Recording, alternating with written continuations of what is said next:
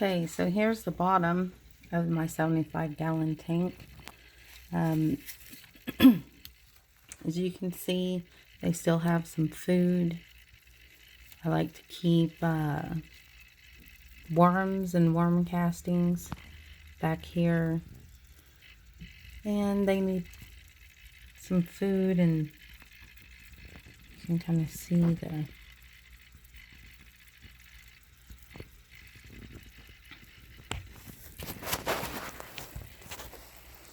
my tank is in pretty bad shape compared to how I normally keep it. I have been quite busy this winter, and so I have not been taking care of them like I normally would. So I'm gonna come in here and give the tank a good cleaning. I'm gonna spray some water on a paper towel. Come back here and clean since my pools are right here, the salt water tends to stick back here along the heating mat where it's at. So it just needs a good scrubbing with some water to get it off there. It just builds up.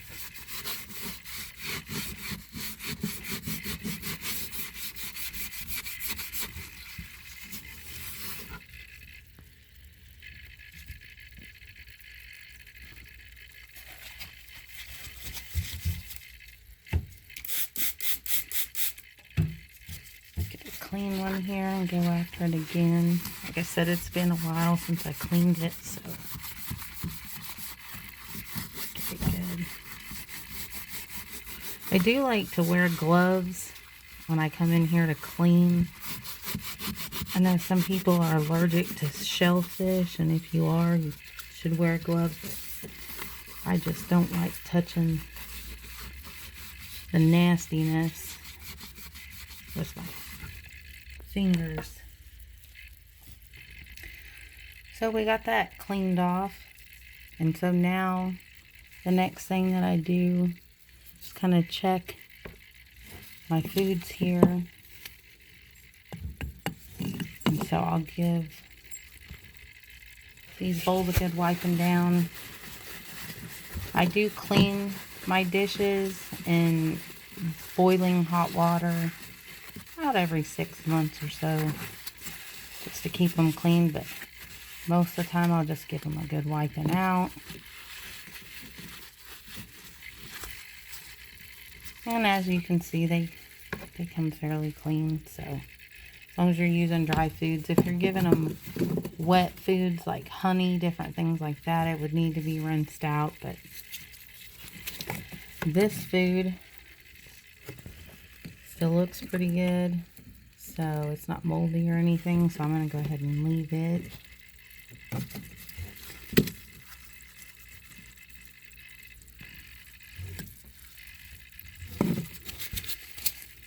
And then they've completely ate everything that was in this one. We'll wipe it out. Now, when you have crabs under like I do right now, you want to be very careful moving things around, pushing the sand. If you see a mound of sand, it means that your crab is under. If you see a hole, it means that they came up. So over here, there's nobody under. He already came up. So I'm going to go ahead and just lightly flatten it out. Put my little decorative pieces. They love that little, I think I see it, this little mermaid. They love crawling all over her, so cut her back.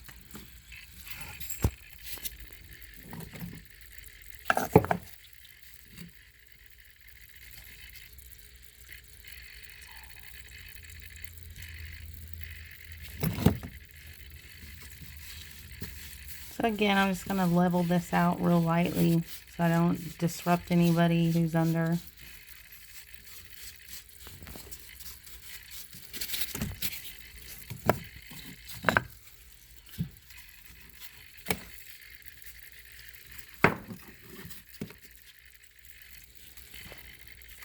These are bird ladders, and I like to use those for access into my pools.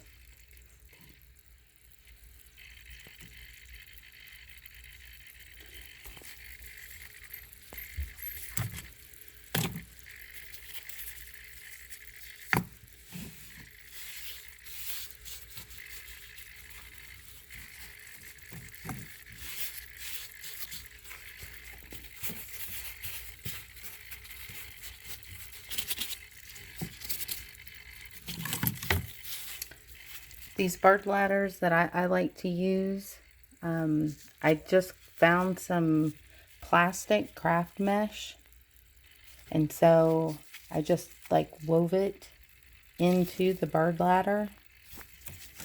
And I like the ladders that have the hooks. It makes it really easy. They don't knock them off as much and get stuck. You always want to make sure that your crabs have an entry and an exit. I used to put a lot of aquarium for fish, greenery in my pools, but it just ends up keeping them harder to keep the algae down. It looks pretty, but as your crabs get bigger, they can pinch off pieces and you don't want them eating any plastic. So I don't tend to put those in there anymore.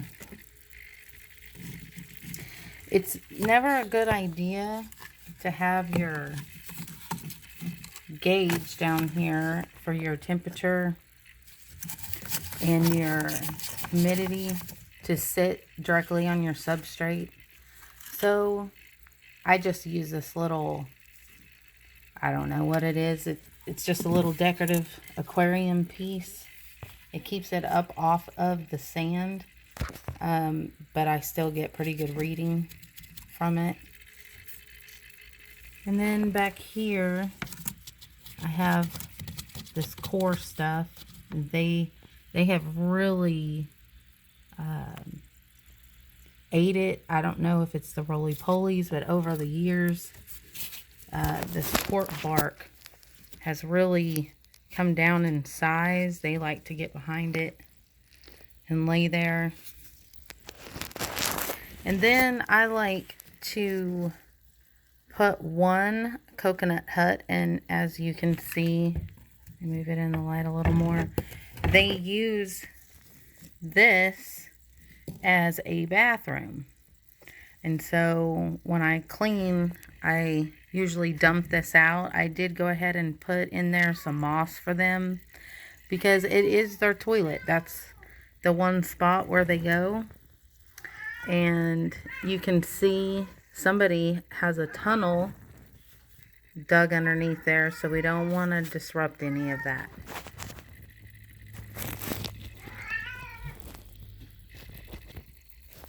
So I moved some of these shells, and as you can see, there's my roly-poly community, my little cleanup crew.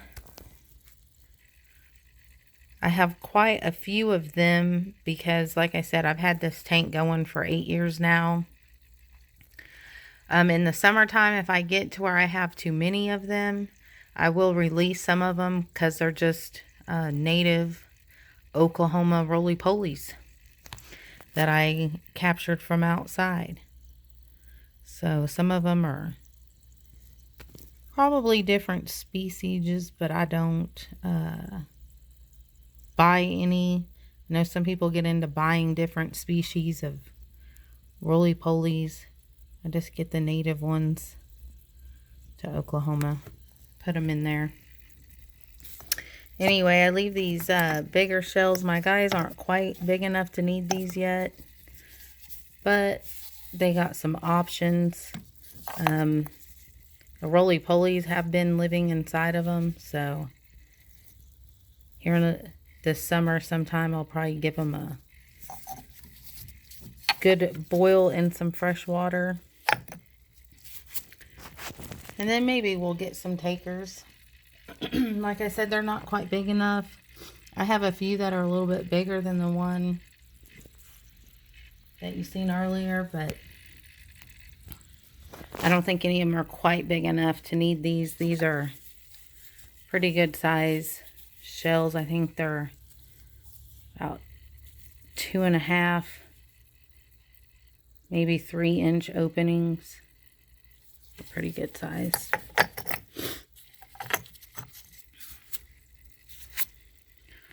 Okay, so I'm gonna wipe down my glass. As you can see, it's fairly dirty. So I'm gonna give it a good wiping down. And kind of clean. As you can see, I got a little bit of dark spots. It's not really mold, it's just kind of a little bit of dark spots, and some of it, like right here, is where I put leaves, and the leaf sediment with the moisture that's on the glass every morning. I don't wipe it down, but from the leaf sediment and then the water, it has kind of left a little brown spot, which I can get a paper towel in there and clean it. I do have a false bottom. I have a false bottom video if any of y'all are interested, and you can go in and see that. But this will keep it from having any floods. You can siphon the water out from the bottom, and as you can see, there is a little bit of water that I can siphon out of there. So anyway, I'm gonna wipe down the glass and then get them some fresh food, siphon my pools out, and then they'll have a clean tank. Hello everyone, today I'm cleaning my hermit crab tank. This is my 75-gallon tank with a 20-gallon topper. I've already wiped down my glass.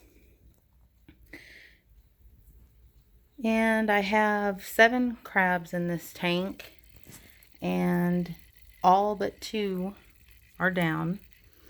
And I've cleaned my dishes out. I just wipe them out about every 6 months. I'll boil them in some hot water.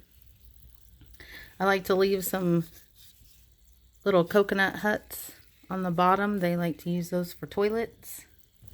And I got some extra shells, and I have a lot of extra shells in the back that I need to clean. I got a few containers full of them. And so today it is my weekly water cleaning. So I was going to show you how to properly do that. Hermit crabs do need fresh water and salt water. And these are the containers that our hermit crabs came in before we figured out that that was not the proper care for them. So I converted these into pools, and they do get down in there and swim. I have 6 purple pinchers and 1 Ecuadorian, and they all love to get into the water and swim. As you can see, that's why they have sand in them. I've had 2 recently come up, and when they come up, they like to get in the water and clean themselves off. So my waters are pretty dirty at the moment. If you have large pools, you do have to use a siphoning hose. Small pools, you can just pull them up and dump them. But these large style pools where your crabs can swim in them, they do need to be siphoned. So let me get my siphoning hose and I'll show you how I do it. So this is my siphoning hose, the style that I have. It has a little bulb. I've had the best results using one like this. And so what you will do is put the bulb on one end, then you have a hook for your hose on the other that goes into your pool.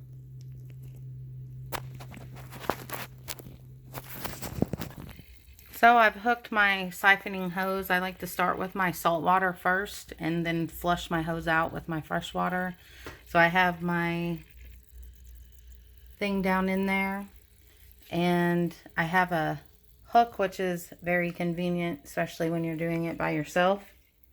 And then over here I have 2 buckets that I use. And so all you have to do is prime this, and then the water starts coming out. Okay, so now that I've got both my buckets full with my saltwater and my freshwater, as you will see, there is still some water that the siphoning did not get. So what I like to do is take my little handy dandy turkey baster and stick it in the corner.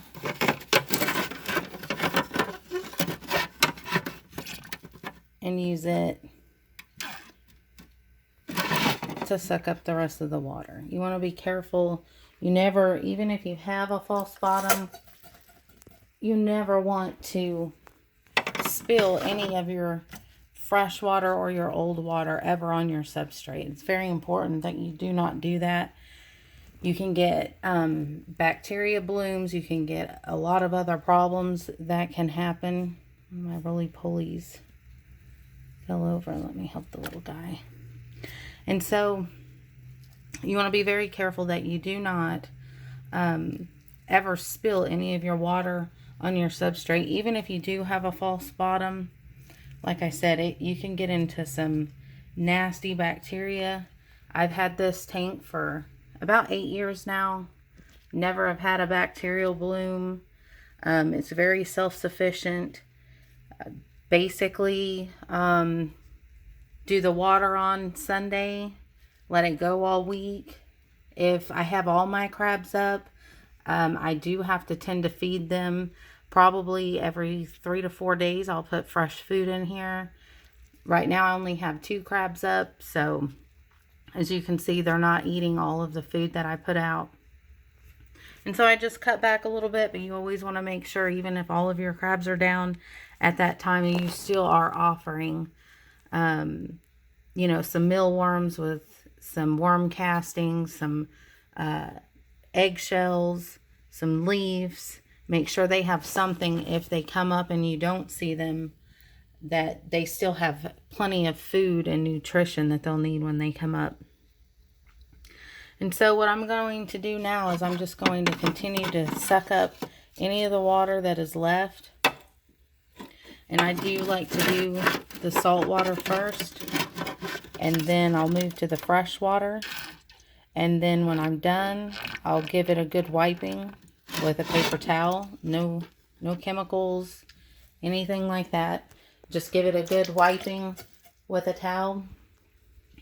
And then I'll come back and I'll show you how I mix my water for the hermit crab pools here. So I'll be back in a second.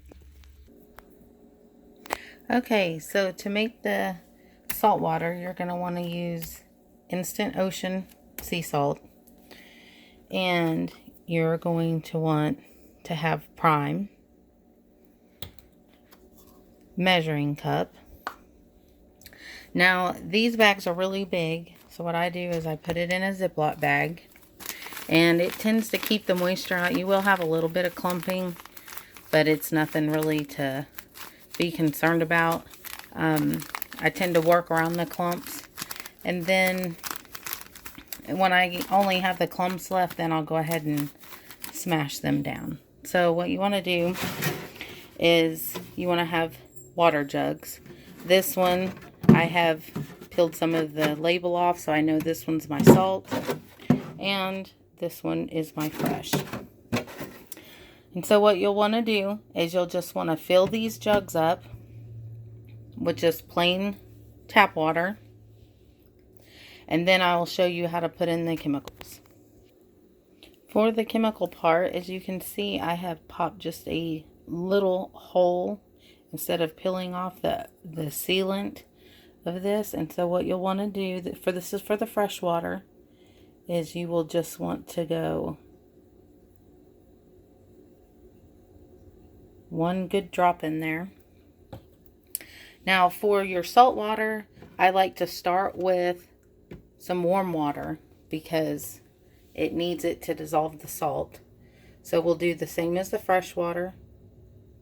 Give it one good drop. And then you'll take half a cup to 1 gallon of water. So you just pour your salt down in here.